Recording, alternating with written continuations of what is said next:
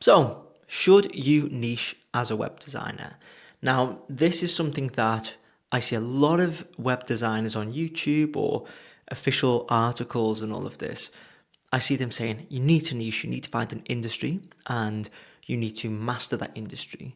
A lot of times, people will go into construction, or they'll do only like wellness entrepreneurs, or they'll focus on a key demographic. Like, I only serve 40-plus-year-old women in tech, or something really, really granular. And I say, no, do not niche under any circumstance.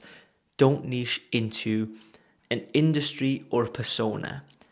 Now, what I do say and what I recommend to everyone is to master a platform. That should be your niche. So for me, it's Squarespace. I am a Squarespace expert. I don't build on Wix, I don't build on Webflow, WordPress, whatever. I only build on Squarespace. I have mastered the craft of Squarespace. I do now official talks for Squarespace, online webinars. I go to Squarespace HQ and talk there.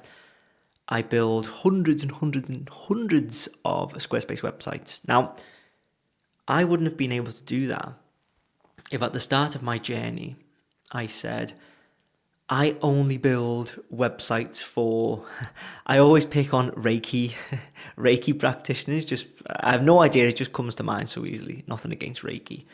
But, if I, at the start of my journey, said, I'm just going to serve one avatar, like one industry, yoga studios, I'd have never been able to have enough of a target market to actually build my skill level to a point where I could dominate that industry.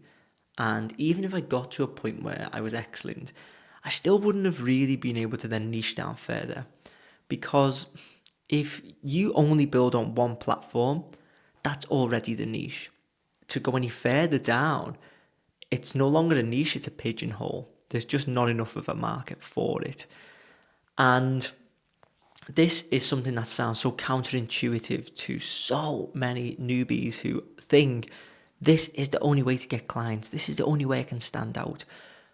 But realistically, you can stand out by being the best, the absolute best at what you do on your platform of choice. Now, what I want to do, and I've just got my screen up here, I won't show you it, but I'm going to read the types of clients and the industries that I work with currently, so on my client roster.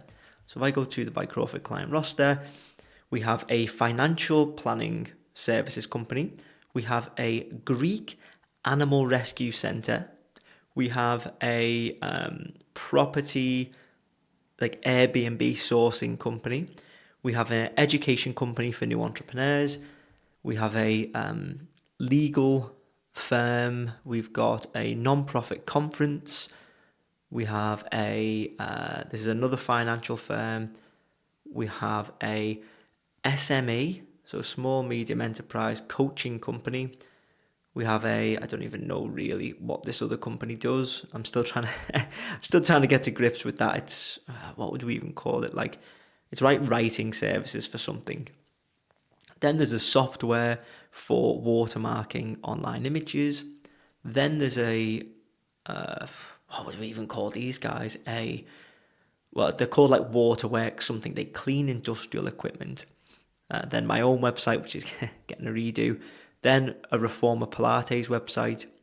Then this company's called Chartic. Still not quite familiar with what they do. I'm getting there. Green Touch Maintenance, so they maintain equipment. And then a helicopter company, this is like the sickest, a helicopter company who do search and rescue missions in Canada. And then they also do lots of other things with the film industry. Super, super cool. But if you just go back through that list that I've been through there, how would I have ever landed these clients and made all this money if I was just like, no, I only work with real estate agents? I would have maybe got one of them. Who is servicing the helicopter companies? You're not going to niche into, I only service helicopter companies. Who's going to service the Greek animal shelter? Oh, I only work with animal shelters in Greece and I build on Wix. Who is going to get them? And so if we break it down, your target customer should just be someone who knows they need a website and then knows what platform they want to build that site on, or they have a good idea. Because if you have to convince them, A, they need a website, B, what platform to use, and then C, you're the person to deliver it, and then D, at the right price point, then you are putting so many layers of friction in the way that it becomes impossible to really develop a pipeline and increase your income. So what I do is I master the platform. I say, hey, I'm the best or very close to the best at what I do. My company, By Crawford, you can go and see it, bycrawford.com. We are one of the top Squarespace design agencies in the world, hands down. And I'm confident to say that. Not to say, we're the best, there's lots of amazing ones, but yeah, I guess I do sound like an arrogant git when I say that, but we do great stuff. And I got to this point, I only hired a team like 6 months ago. I got to this point by specializing in just one thing, and it was Squarespace websites. No matter what the company is, you will always use the same building blocks. So sections, blocks, color palettes, fonts, it's all the same. You're just adding different branding and content to it. So when someone's looking for a Squarespace website, they don't really care. I mean, maybe, it helps if you have portfolio examples of something that they're looking for. It doesn't have to be in the same industry, just the same style. But they just want someone who knows the platform, can give them the best product possible on the platform, and then also can train them on how to use that well in the future. Because most clients that I have, they don't want maintenance. They don't want me to be on the site all the time, if ever again. So I try and teach myself out of a job. Here's your handover training. You can go on your way, never have to pay me again. Great. So if you can deliver all of that, then you don't need to be the one who specializes in motorbike shops. It's just simple. To put it into perspective, let's imagine I am By Crawford and I'm pitching on a job and I specialize in Squarespace websites. I believe we're the best. And then, someone else is pitching, we only build websites for, hospitals. And we're competing on a medical company website, which I've done before. And basically the company thinks, okay, who can build the best website on this platform? Well, because I've worked with hundreds of people, because I don't niche, I have lots of different examples. Oh, here's a pharmacist I worked with. Here is a software company who I think looks kind of like the aesthetic that you want. Here's actually a real estate company where we showcased the types of images of the real estate. I think we can showcase your medical equipment like we've done here. Let the images do the talking. They're going to go, okay, great. Knows the platform, shows like lots of different examples, different styles, great fit. We only build websites for hospitals. Okay, well, great. Let's see the examples. Doesn't matter that they build hospital websites or, medical industry websites. If my websites are better, if I specialize in the platform, we would probably win. Because if this hospital agency say, we build on WordPress, Wix, Webflow, and we do a little bit of Squarespace, which is most agencies, they're going to want to go for someone who knows the platform inside out because they want a specialist.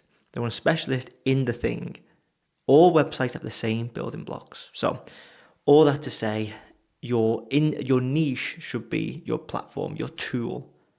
And you don't want to pigeonhole yourself into a really, really small niche, a niche that's so small that you won't ever be able to scale. And even if you do that and, there is a big enough target market, you're still at risk of not being the dominant person in that niche. Because look at it from a client perspective, if you're looking for someone, that secondary level of niche, it's not really that much of a game changer. They're going to take into account all the other things. Do they get on with the person, like on the call? What does the entire portfolio look like? What's the price point? Where are they from?